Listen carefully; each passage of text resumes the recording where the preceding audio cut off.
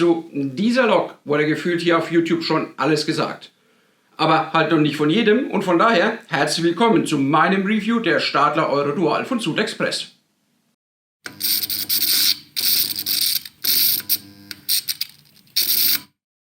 Das wird jetzt hier ein bisschen länger, auch wenn es ganz sicher nicht an die Qualität von Johns Reviews rankommt. Und zwar nicht, weil die Lok mit 23.020 mm Länge über Puffer außerordentlich lang wäre, nö, damit reiht sie sich eher in die Reihe anderer sechsachsiger Großdiesel ein. Aber sie ist ja gar kein Großdiesel. Also nicht nur, sie ist nämlich auch noch eine E-Lok. Der ein oder andere wird sich fragen, wo ist denn da jetzt die Innovation? Weil Loks mit Last Mile oder Diesel-Power-Modul-Option, mit der sie noch so ein bisschen auf den nicht elektrifizierten Rangiergleisen rumrutschen können, das gibt's ja schon seit der Trax. Aber ganz ehrlich, DPM ist bestenfalls ein Hilfsdiesel und hat in etwa so viel PS wie ein schlecht ausgestatteter SUV. Die Euro Dual bringt unter Dieselantrieb 2,8 Megawatt und eine Geschwindigkeit von bis zu 160 km/h auf die Schiene. Und damit spielt sie in der gleichen Liga wie die Class 66, die Voith Maxima oder der Blue Tiger. Und sie leistet auch im Elektrobetrieb 6,1 Megawatt und damit liegt sie nur knapp unter der Hochleistungsversion des Vectron AC. Dessen Dual-Mode-Variante Vectron DM erbringt übrigens im Elektroantrieb nur 2,4 Megawatt an Leistung und wirkt gegen die Euro Dual eher wie ein Spielzeug. Aber wer braucht jetzt eigentlich so ein Biest aus Valencia? Das war übrigens der alternative Titel für das Video. Der Bedarf für so ein Monster ergibt sich vor allem dadurch, dass in Deutschland noch immer weite Teile der Eisenbahngleise kein Fahrrad haben. Wer Bayreuth, immerhin Regierungssitz von Oberfranken, schon mal mit der Bahn bereist hat, weiß, was ich meine. Die fränkische Dieselinsel, die sich bis nach Hof erstreckt, hat aber noch ganz andere Auswirkungen. Eine Bahnfahrt von Frankfurt nach Prag ist buchbar. In der Praxis war der Anschlusszug in Nürnberg aber bis zum Ende des letzten Jahres ein Bus. Heute, nach dem Aus für den IC-Bus, ist es ein kleinteiliges Umsteigepuzzle in Regionalexpressgeschwindigkeit. Und das oberfränkische Dieselparadies ist ja nur eins von vielen. Natürlich kann man sich die Trassen um diese rumplanen, aber wenn dann so eine Havarie, wie beispielsweise am Rastatter Tunnel vor nicht allzu langer Zeit geschehen, über mehrere Wochen wichtige Verbindungen lahmlegt, freuen sich nur die Trainspotter, die auf den nicht elektrifizierten Strecken die Loks mit Dieselvorspann ablichten. Die Euro Dual hat das Problem nicht, die kommt direkt ohne Vorspann aus. Aber dafür ist es natürlich nicht gemacht. Haupteinsatzgebiet ist sicherlich der Bereich nicht elektrifizierter Anschlussgleise und mehrere Kilometer langer Zubringer, die, anders als jetzt im Norden Bayerns, auch die nächsten 20 Jahre nicht mal für eine Elektrifizierung in Betracht kommen dürften. Bedarf ist also da und das hat man auch bei Stadler gesehen. Produziert wird das Original im spanischen Werk von Stadler Rail in Valencia. Die eigentliche Entwicklung begann aber bereits unter dem vorherigen Eigner Vossloh und geht auf die sechsachsige Diesellok Euro 4000 und die britische Class 88 zurück. Und ja, wir können von Glück reden, dass man sich nicht für das Gesicht der 88 entschieden hat. Erster Kunde wurde dann die Havelländische Eisenbahn, besser bekannt als HVLE. Mittlerweile ist die Baureihe bei zahlreichen Eisenbahnverkehrsunternehmen im Einsatz, primär natürlich über Leasinggesellschaften wie Alpha Trains oder European Lok Pool. Die unterscheiden sich aber deutlich durch eine andere Führerstandsform von den HVLE-Maschinen. So ist hier zum Beispiel das Spitzenlicht eckig, die Anordnung der unteren beiden Lichter abweichend und die Kopfform insgesamt stimmiger. Bereits 2019, da war die erste Maschine gerade an die HVLE ausgeliefert, hat SuedExpress angekündigt, ein H0-Modell davon zu produzieren. Naheliegend hatten die Portugiesen doch schon zuvor auch die Euro 4000 gemacht. Und die Lok ist für den Modellbahner ideal, lässt sie sich doch nicht nur auf nicht elektrifizierten Strecken einsetzen, sondern auch glaubwürdig abgebügelt unter Fahrdraht. Denn nach Vorgabe des Eisenbahnbundesamtes ist ein Halt erforderlich, um die Traktionsart zu wechseln. Und nicht immer ist das dann genau dort möglich, wo der Fahrdraht endet oder beginnt. In einer ersten Produktionsserie hat SuedExpress 4 Varianten der Lok aufgelegt. Natürlich die HVLE-Version und darüber hinaus Maschinen in den Farben der Captrain, Heavy Haul Power International sowie eine Lok der BSAS, für deren optisch auffälliges Erscheinungsbild Gudrun Geiblinger verantwortlich ist. Von dieser ersten Serie sind jetzt alle Versionen ausgeliefert und ich habe heute hier die Captrain und die HVLE-Variante mitgebracht. Letztere ist auch der Grund, warum das mit dem Video etwas länger gedauert hat. Während Captrain und BSAS in DC bereits Anfang Dezember ausgeliefert wurden, hatten die restlichen Varianten sowie die AC-Versionen eigentlich Mitte Dezember folgen sollen. Hätte Lieferkette. Transporte aus China per Container sind derzeit nicht nur teuer, sondern vor allem auch langsam. Und so konnte erst Mitte Januar die vollständige Auslieferung der ersten Serie erfolgen. Allgemein ist bei dieser ersten Serie, dass sie ohne Sounddecoder, aber mit 2 bereits verbauten Lautsprechern und ohne werkseitig heb- und senkbare Pantographen kommen. Ab diesem Jahr wird das in Form der Premium-Line dann auch für diese Modelle sowie für zahlreiche weitere Farbvarianten ab Werk angeboten werden. Unter den neuen werden die Green Cargo sein, außerdem weitere Modelle der BSAS, eines der VTG und auch die Variante von EVB und EBS sind in Aussicht gestellt. Das zweite Produktionslos wird zahlreiche Verbesserungen erfahren, die man bei SUDExpress aufgrund des Feedbacks am DC-Modell hat einfließen lassen. Für Details dazu verweise ich auf das entsprechende Telegramm 21. Bis Sound und Pantos in Serie kommen, kann man sich beides nachrüsten. Auch wenn das Servoset für die Pantographen noch nicht erhältlich ist, kann man sich hier mit Alternativprodukten behelfen. Max zeigt auf seinem Kanal Max Supercars, wie das dann aussieht. Er hat der Lok außerdem noch ein paar weitere Feinheiten spendiert, reinschauen lohnt sich also. Für den Sound gibt es ein Lok-Sound 5 Projekt von ESO sowie, da die Platine wohl einigermaßen komplex aufgebaut ist, auch ein Mapping-File für den Lok-Piloten. Das Platinen-Layout hat auch schon zu einigermaßen Unmut in diversen Foren geführt, aber es folgt wohl irgendeinem Standard. Mein Verhältnis zu ESO kann man ja durchaus als schwierig bezeichnen, aber auf stundenlanges Gebasteln mit einem Zimo-Decoder, für den es aktuell noch nicht mal ein passendes Soundfile gibt, hatte ich dann doch auch irgendwie keinen Bock und habe daher mal wieder ein bisschen Geld in Richtung Ulm geworfen. Dann nur noch das DCC-Testsender anwerfen und los geht's.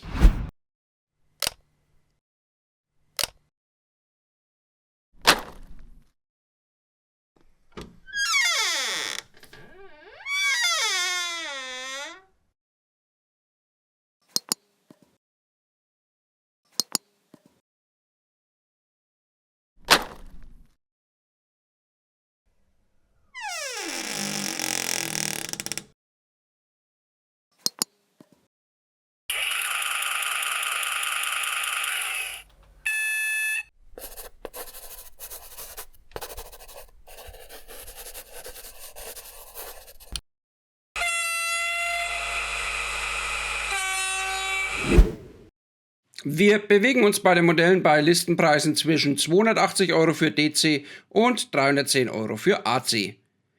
Da ist dann auch bereits ein Lokpilot verbaut, wodurch der höhere Preis zustande kommt. Wir sind hier also im gehobenen Preissegment. Entsprechend kommt auch die Verpackung daher. Es ist eine stabile Stülpdeckelverpackung in edlem Blau mit Zeichnungen der Lok auf Deckel und Seite. Unter dem Deckel finden wir die Anleitung in 4 Sprachen, nämlich Deutsch, Portugiesisch, Englisch und Französisch, sowie eine Explosionszeichnung. Auf der Lok liegt ein Schaumstoffdeckel und auch der Plastikschutz der Lok ist komplett von Schaumstoff umgeben. Die Art Schutz kennt man ja von diversen anderen Herstellern. Um diesen ist noch ein Plastikschuber und in einem Freiraum liegt ein Beutel mit Ersatzzurüstteilen. Es sind tatsächlich eher Ersatzteile, lediglich die Bremsschlauchimitationen kann man noch anbauen, will man die Lok beispielsweise in einer Vitrine präsentieren. Das eigentliche Modell ist dann noch einmal von einer Plastikfolie geschützt. Die Anleitung ist kurz und knackig, zeigt aber alles, was man wissen muss. Gehäuse öffnen, Decoder einbauen, Pantos-Servos nachrüsten. Der Einbau des Decoders gestaltet sich sehr leicht. Man muss das Gehäuse lediglich an den 4 in der Anleitung markierten Stellen spreizen, um es abnehmen zu können. Es empfehlen sich geeignete Hilfsmittel, um zu verhindern, dass einmal gelöste Rastnasen wieder zurückspringen. Ich nehme dafür iFixit Opening Picks, kennt der eine oder andere vielleicht noch aus dem Workbench-Video, ein Gitarrenplektron oder Plastikscheckkarten eignen sich aber genauso gut dafür.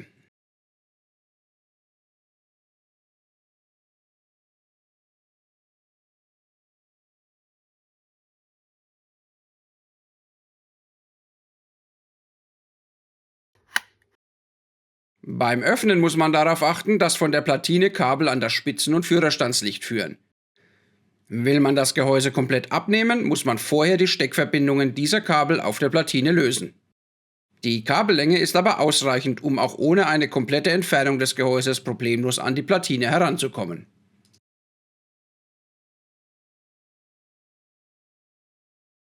Diese präsentiert sich erwartungsgemäß sehr aufgeräumt. Für den Einbau des Decoders muss lediglich der Brückenstecker abgezogen und der Decoder aufgesteckt werden. Ein bisschen unglücklich finde ich hier, dass direkt hintereinander 2 Pin-Reihen sind, die beide aussehen, als könnten sie eine 21 MTC-Schnittstelle sein.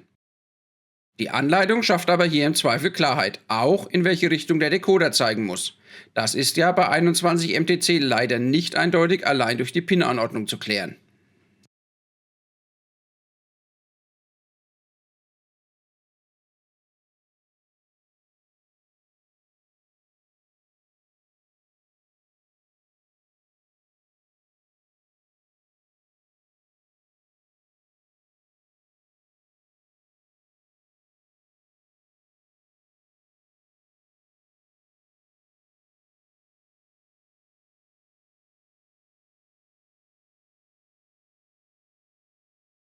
Idealerweise setzt man die Lok nach dem Decoder-Einbau mal eben aufs Gleis, um zu schauen, ob man alles richtig gemacht hat. Würde man das Handy, mit dem man normalerweise die Z21 steuert, nicht gerade zum Filmen verwenden, könnte man noch ein paar weitere Funktionen testen und nicht nur das Licht, das glücklicherweise noch an war. Beim Wiederaufsetzen des Gehäuses muss man dann darauf achten, keine Kabel irgendwo einzuklemmen. Neben den ans Dach führenden war bei mir auch eines unter der Platine herausgerutscht, das zurück an seinen Platz geschoben werden musste. Die 4 Haltenasen rasten deutlich hörbar ein und dann kann die Lok zu einem ersten Test aufs Programmiergleis. Die Digitalfunktionen sind sehr umfangreich, deshalb hier nur einige im Video. Natürlich hat die Lok Licht mit der Fahrtrichtung wechselnd, das rote Schlusslicht lässt sich ebenso wie das obere Spitzenlicht separat abschalten. Dazu kommt eine fahrtrichtungsabhängige Führerstandsbeleuchtung.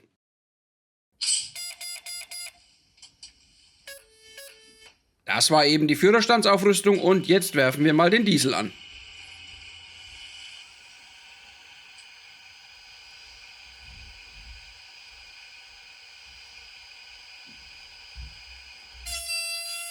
Kurzer Achtungspfiff, Fernlicht an und los geht's. Die Tonaussetzer hat das Mikro vom iPhone übrigens ganz alleine hinbekommen, während sich die Lok in Fahrstufe 1 langsam vorwärts bewegt.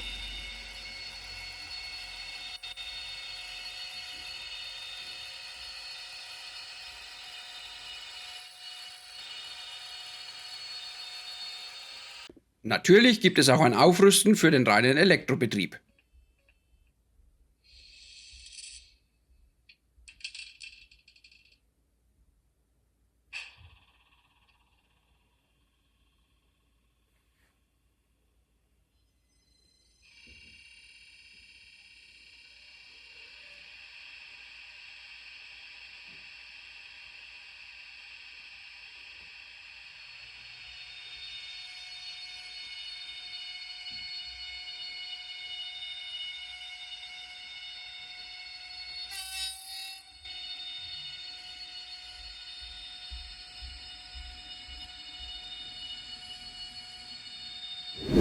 Das im Dieselmodus zu hörende Surren ist übrigens den Lüftern geschuldet und wird nicht mal von einem Soundfile generiert, sondern allein durch die Umdrehung. Was erklärt, warum langsamere und leisere Lüfter auf der Optimierungsliste für die zweite Version stehen.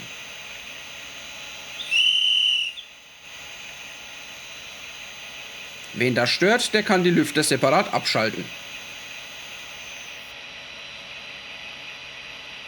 Ich persönlich finde den Sound generell ein bisschen leise. Gerade die Dieselstartsequenz ist man von anderen Modellen deutlich kräftiger gewohnt. Mein Namensvetter Matthias hat bereits einen Umbau auf Zimo-Lautsprecher vorgenommen und die auch anders platziert. Das ist der Wumms, den ich mir vorstelle. Überarbeitungen an den Lautsprechern sind ja auch für die zweite Version angekündigt. Wollen mal hoffen, dass SUDEXpress das ähnlich gut hinbekommt. Auch warum das Führerstandslicht bei Abfahrt nicht ausgeht, erschließt sich mir nicht. Aber das sind ja nur 2 Klicks im Log-Programmer. Das gleiche gilt für das Doppel-A im Rangiergang. Letzteren gibt es zwar, aber die Lok bleibt bei weißem Spitzenlicht und rotem Schlusslicht. Was fehlt? Ganz klar das Maschinenraumlicht. Max hat das ja bereits nachgerüstet, aber auch das steht für die zweite Serie auf dem Zettel und durch die ebenfalls optimierten Abdeckungen sieht das dann hoffentlich auch etwas realistischer aus von der Ausleuchtung her. Optisch hat SUDEXpress das Vorbild meiner Meinung nach perfekt getroffen. Dazu tragen natürlich separat angesetzte Griffstangen und Scheibenwischer ebenso wie die vielen geätzten und separat eingesetzten Gitter bei. Auch die Unterschiede zwischen beiden Varianten sind überzeugend herausgearbeitet. Die Modelle sind umfangreich vorbildgerecht bedruckt. Dabei setzt SUDEXpress den bewährten Tampondruck ein und greift dort, wo es nötig ist, auf Digitaldruck zurück. Ohne diesen wären Modelle wie die der BSAS schlicht und ergreifend gar nicht realisierbar. Der Tampondruck ist auf absolut hohem Niveau. Trennscharfe Kanten, selbst kleinste Anschriften lesbar. Ich frage mich ernsthaft, was SUDEXpress da wie angekündigt für die Version 2 noch verbessern will. Ähnliches gilt für den Digitaldruck. Auch wenn ich kein BSAS-Modell habe, im Rahmen einer, nennen wir es mal Vorbestellgemeinschaft, habe ich auch 2 BSAS-Loks in AC besorgt und ich habe natürlich mal reingespitzt. Vor allem, nachdem die ersten Empfänger der DC-Varianten teilweise den Digitaldruck scharf kritisiert haben. Nichts zu meckern.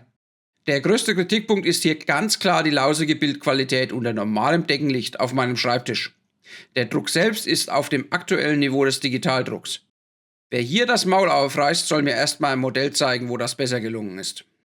Zu den Fahreigenschaften kann ich wenig sagen. Ich habe das Modell mangels Anlage selbst sehr wenig gefahren, aber auch ohne es eingefahren zu haben, leistet es im Langsamfahrbereich Erstaunliches. Und in anderen Videos sieht man, dass es auch bei der Zugkraft zu überzeugen weiß. Trotzdem ist die Lok natürlich nicht perfekt. SUDEXpress hat das aber erkannt und bessert zahlreiches nach. Ich hatte das ja schon mehrmals erwähnt. Auf dieser Liste stehen auch die Sandfallrohre. Die sind schlicht und ergreifend zu lang und streifen in der Kurve am Drehgestell.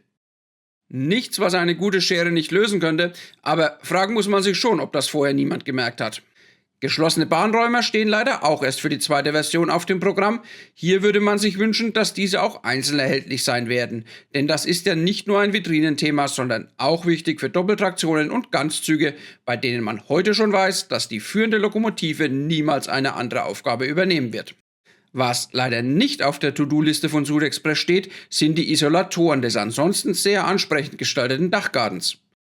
Die enden irgendwo im Nirgendwo, vermutlich ein Zugeständnis an die motorisierbaren Pantographen.